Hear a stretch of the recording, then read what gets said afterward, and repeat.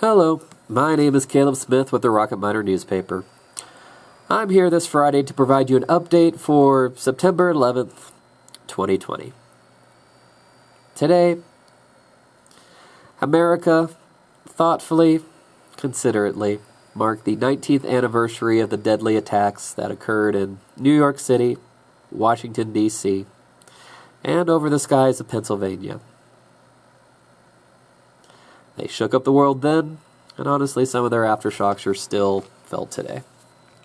In Sweetwater County, there were multiple events, ranging from our usual flag ceremony at the giant American flag in Rock Springs to the new Patriots golf tournament at the White Mountain Golf Course. You can find pictures and coverage from that online in Saturday's print edition, which is on its going through the production process, hopefully soon on a way to your doorstep or your coffee table. In other headlines, Green River estimates storm damage to be in the millions. City officials are continuing to count and clean up the after effects of the storm that struck us at the end of the Labor Day weekend. A storm that was so strong that some of you out there saw an extended time off between the power outages and the road closures and whatnot. I also wish to highlight, we had a jury trial today where a man was found guilty of aggravated assault. Please check out the results of the testimony in the Kincaid case. We also have a more extended story to go regarding the Western Wyoming Community College meeting that took place last night. The headline is, "With a financial emergency declared, college faces hard decisions." It includes a lot more in-depth quotes and following of our of the public comments that were honestly some of the most extensive I can think of at a college board meeting in some time. In addition to more recent interviews with Western President Dr. Dale, who gave us a little bit more insight into the process that they've put into already regarding the rubric to evaluate programs and efficiencies at the college, in addition to a little bit more of what we can expect as we go ahead. We did as much to do a quick hit last night, and we're happy to do a lot more in-depth, a little bit more meat for you all to sink into for today. And this isn't the end of it. We're certainly going to have more this next week as well. Separate from all that, I wanted to share something a little bit more related to my job in the editor's chair. And that's why I'm coming here to you from this spot. On production days, such as this Friday, this is where I'm usually rooted to, working to coordinate with the reporters, our design team, advertising, even sometimes the press crew in Cheyenne, doing our best to make sure that everything's coming together for the print and the online editions. And I have a bit of homework today, because the Adams Publishing Group has a new vice president of digital and print content, Tracy Bauer, person who gets excited about local news, and coming into this position wanted to get a better feel for the community. And sent me and dozens of others just 5 questions to answer to get an idea of what the community is like and what the individual editors and other people, our viewpoints are. And as I've been preparing those for the new vice president, I decided I wanted to share that with you all today, if you'd indulge me. Question number 1.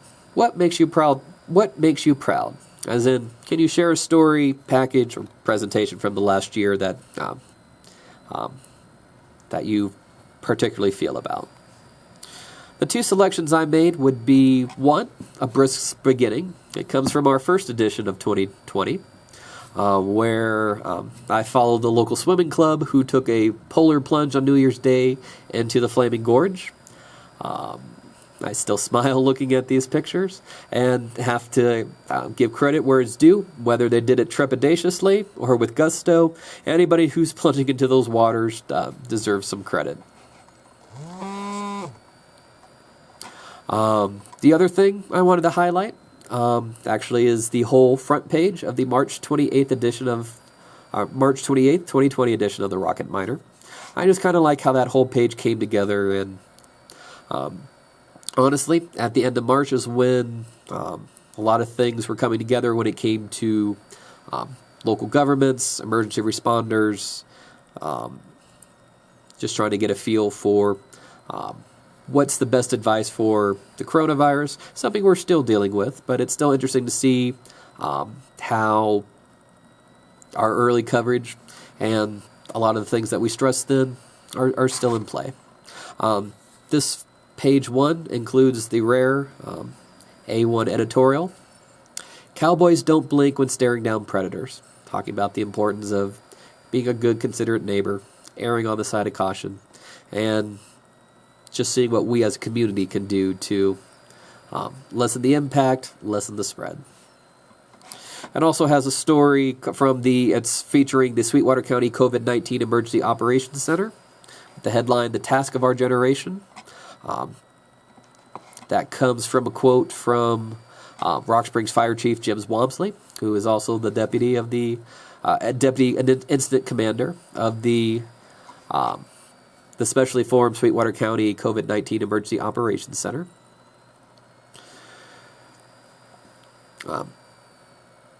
In this piece, he challenges the public to take every step possible to stop the spread. And other items on the front page include what the pet adoption centers were, how they're impacted by COVID-19, and what they're doing to both still take care of the animals and still see what they can do to try to connect people seeking a furry addition of the family, as well as just a story from Wildfile talking about what's social distancing, why is it important, and what can you do to do your part. Like I said, I just kind of like we don't necessarily have very often a front page that every single story is kind of all the same topic. And like I said, this is about providing the best information as that we had at the time, trying to educate, inform the public, give them what they need to make informed decisions, and like I said, live up to the code of the West as a good cowboy, cowgirl.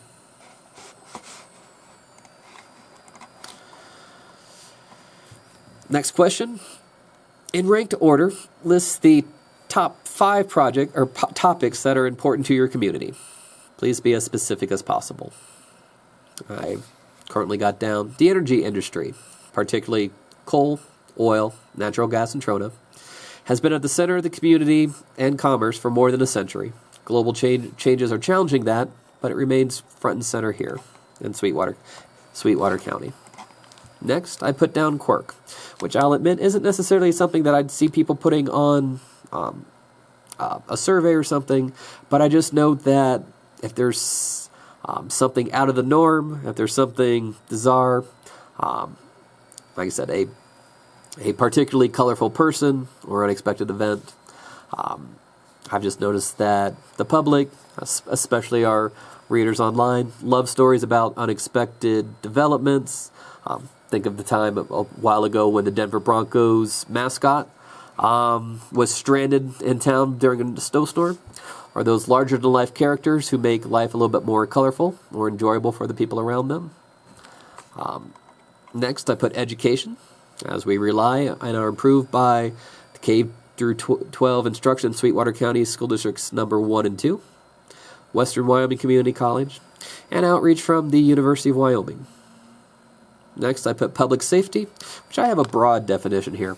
I'd say that ranges from the coronavirus to crime, with considerate pauses in between for issues such as wildfires, traffic, weather. Last, and honestly, I've redone this list multiple times. I may still move around the order one last time before I hit send on this email. I'd put recreation opportunities, because they're varied, and we have some truly one-of-a-kind sights and entertainment opportunities. This ranges from the Flaming Gorge to Adobe Town, hunting, four-wheeling, rock hunting, hiking, boating, fishing, ice fishing opportunities, and for just local sites like productions from the Actors Mission, concerts hosted by local musicians or those just passing through. I-80 does give us access to a bit more flavor and entertainment than we would get otherwise. Not to mention, we have a local urban renewal agencies, some civic-minded people who are just coming up with some very creative and engaging promotions. Next question. Are there journalists on your staff who have an expertise that is unique and could be shared with other sites in the Adams Group? I note that we have had many past reporters who were renowned or went on to be known as experts, but none currently on staff. I'm looking forward to when that changes. What is one important content improvement or experiment you'd like to find resources to accomplish? I've put down, for about 5 years, multiple members of upper management have pledged to provide the equipment, training, and staff to take papers in the Wyoming group to a new level. I've seen that strategy of improving the fundamentals work elsewhere, and I'd like to do it here. Then last, what is the first thing I should know about you? I've written several versions of this too, but what I've settled on at this moment is that if you're looking for me in a crowd, I'm the ink-stained individual, taking notes and photos in the search for good stories and opportunities to inform, entertain, and equip readers. We're not always successful to the degree I'd like to be every day, but we're going to keep striving at it, and the days we fall short, we're going to work harder. The days we do it right, great. Doesn't cover you for the next day. You need to go out and do the same thing as much as possible, as repeatedly as possible. That's what you all deserve. That's what we want to provide. That's what I hope that we can continue to do. Anyway, this is Caleb Smith, hoping that you've had a good, thoughtful, it's September 11th. If you haven't taken the time, just stop and just think about the world before, the world after, and the world as we still want to see it. I know a lot of people talking about how things seem different on September 12th, 2001, and we're not. It's some of those ideas, cooperation, and related ideas that were felt then and pursued then. We don't always feel that now, and I just would encourage you all, as individuals, as a community, as a nation, crazy thought, as a whole world, to be just thinking what we could do to do things better, do things together,